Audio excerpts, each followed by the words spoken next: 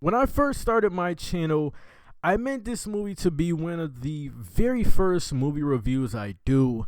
Now, 280 or 290, whatever the amount of videos I've done, we're here. We're finally here. We're gonna talk about Civil War. It's Civil War time. You know what? We're not even gonna do a intro. We're just gonna talk about this damn thing. We're just gonna do it. Matter of fact, let's do the intro. We're gonna do the intro. I'm gonna come back, and then we're gonna talk about Civil War. It's Civil War time. Let's get into Civil War. Captain America: Civil War, directed by the Russo brothers. Now, the Russo brothers have done 2 of the 3 Captain America films. Now, going into this, I was just thinking, is this going to be Avengers 2.5, Avengers 3? But this really is a Captain America movie. Many of you know I'm not a comic book person, nor was I ever a comic book person. But from what I read and from what I hear, Civil War is a pretty fucking awesome book. So if you're listening, would it make sense for me to pick up Civil War? Is there a way I can pick up Civil War?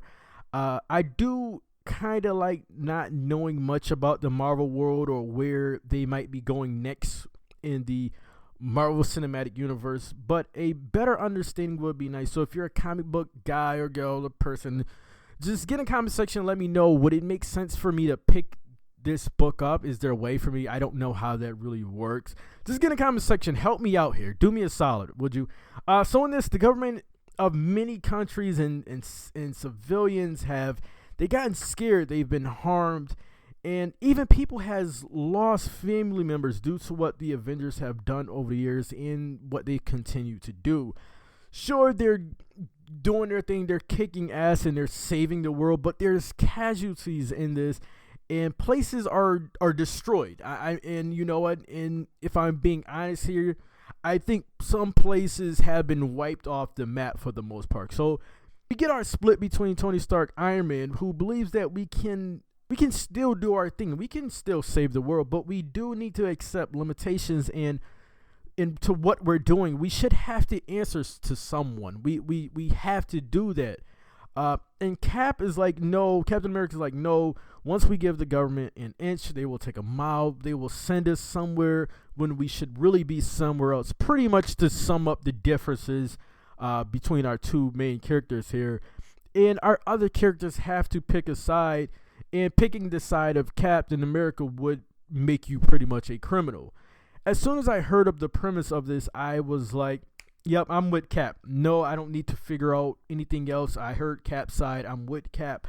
But what the movie did so well is that you can see both sides of the argument. Sure, Tony is filled with some guilt, but he still makes a great argument for limitations, and I love that about the movie. It's just not clear on, if you go in with one person, you're like, oh yeah, I can see it, and I love that the movie did that. And as long as I'm alive, they can make 42 damn Captain America movies. I will still continue to bitch about this here. I will still continue to bitch about them showing Spidey in the trailer. This is a Captain America movie with damn near every Avenger in this movie. The movie will make $1 billion easily. But just imagine if Spidey was not shown in the trailers. Just imagine if you're watching the movie and Spidey shows up at the airport scene. He takes Cap's shield. Every theater would have, the roof would have went off every theater.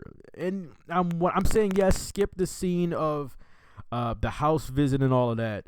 But that would have been awesome to not know Spidey was in this and he just pops up and he snatches Captain America's shield. That would have been awesome.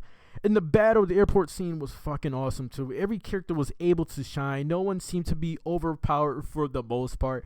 Ant-Man, that was pretty much breaking the game, like putting a health cheat in a video game or something. What he did there, that was a little too much for me.